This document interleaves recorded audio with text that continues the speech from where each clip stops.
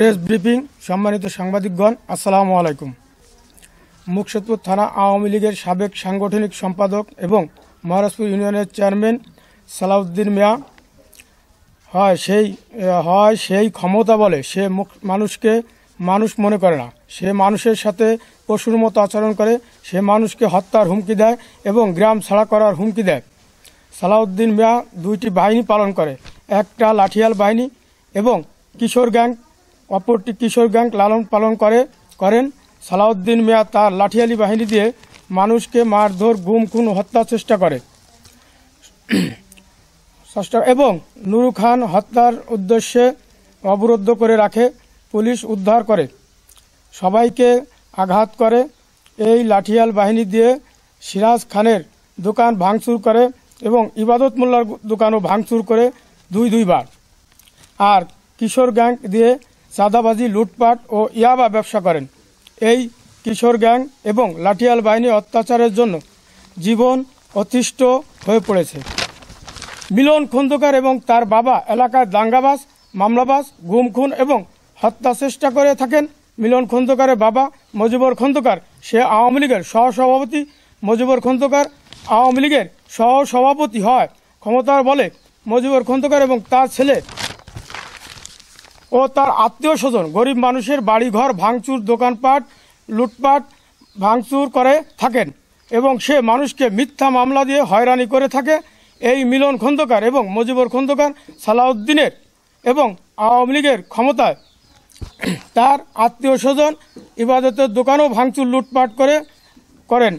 তারপর জামাল মোল্লাকে হত্যার উদ্দেশ্যে মাথা কুপিয়ে হাড় কাটা, রক্তাক্ত জখম করে এবং রামদা দিয়ে কুপানের সময় বলে যে তোকে মেরে ফেলবো। মানুষ মার্ডার করলে কি হয়? কিছু হয় না। মিলন খন্দকার আওয়ামী লীগ নেতাদের ঘুষ দিয়ে আওয়ামী লীগের আমলে চাকরি নেয়। এই আওয়ামী লীগ সন্ত্রাসী বাহিনীর নির্যাতনে আমাদের গ্রামবাসীর জনজীবন বিধ্বস্ত এবং অতিষ্ঠ। এই সন্ত্রাসী বাহিনীর হাত থেকে আমরা বাঁচতে চাই। সরকারের কাছে আকুল আবেদন, দোষীদের দৃষ্টান্তমূলক শাস্তির দাবি জানাচ্ছি। আমরা নিরাপত্তা ও শান্তিতে বসবাস করতে পারি। আমার নিজের জায়গা নিয়ে আমি একটা জায়গা মাপে পাইছি, সে জায়গাটা ওই এখন ঘর আছে দেখাবো। ওই ঘর না সরানোর জন্যই দীর্ঘদিন ধরে জ্ঞানজাম ঘর সরানি হইতেছে।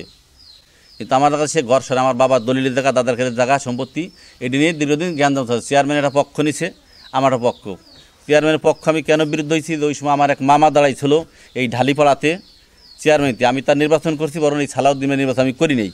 সেই জন্য সেটা পক্ষ নিছে, আমারটা পক্ষ হয়ে গেল। বরং আমার সে মামাতো ভাই সে ঢাকাতে থাকে, নির্বাচন করে চলে গেছে, আমি একা একটা হতটে পড়ে গেছি। যেমন আমার এই শাশুড়ি ঢাকাতে থাকে, বাড়ি ঘর দিয়ে থাকে না, আমি একা পড়ে গেছি। এই জন্য আমার সকল সময় মায়ের পিঠ, হুমকি মুমকি, আমার অনেক ঝাই ঝামেলা। আপনাদের কাছে বিচার দেবো যে আমি একটা ন্যায্য বিচার, সঠিক বিচার পাই। আমার একটা ভাই ছিল, সে মারা গেছে। আমার একটা বাবা ছিল, সে মারা গেছে, শুধু মাটা বাইচে আছে। আমার 3টে সন্তান নিয়ে আমি বাড়িতে যাবজ্জীবন করতেছি। কিন্তু আমার কঠিন জীবনের ঝুঁকি, এরা যে কোনো সময় আমাকে মারতে পারে, মারার জন্য রেডি প্রস্তুত থাকে। এই জন্য চেয়ারম্যান আমার বিরুদ্ধ, বরং চেয়ারম্যান আইসে নিধিবন্ত বলছে ওকে মেরে ফেলাবে, মারবি না, যা আছে আমি বুঝবো। এই মজিবর খন্দকার, ইকবাল মোল্লা বলছে, এই যে মিলন খন্দকার ছবি দিয়ে এই ছেলে বলছে একটা লোক মালিক কি না 2-4 দিন জেল খাটা, 2-1 মাস খাটা লাগবে, তারপরে যা হয় তাই হয়ে যাবে। এই আমার বক্তব্য আমি শেষ করলাম। শান্তিতে বসবাস করতে পারি, আমরা কি বলবো?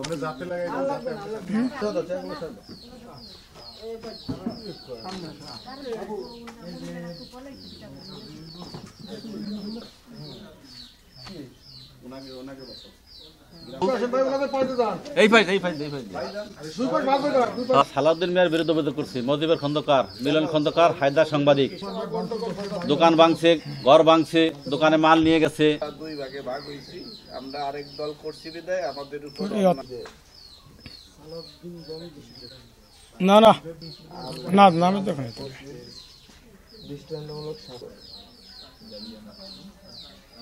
আরেকটা লাইন আমার দিকটা করতে হবে শান্তিতে। আপনার মন খারাপ না, মন খারাপ হয়েছে, কথা বলো। দাবি কি আপনার? দাবি আমরা এই সন্ত্রাসী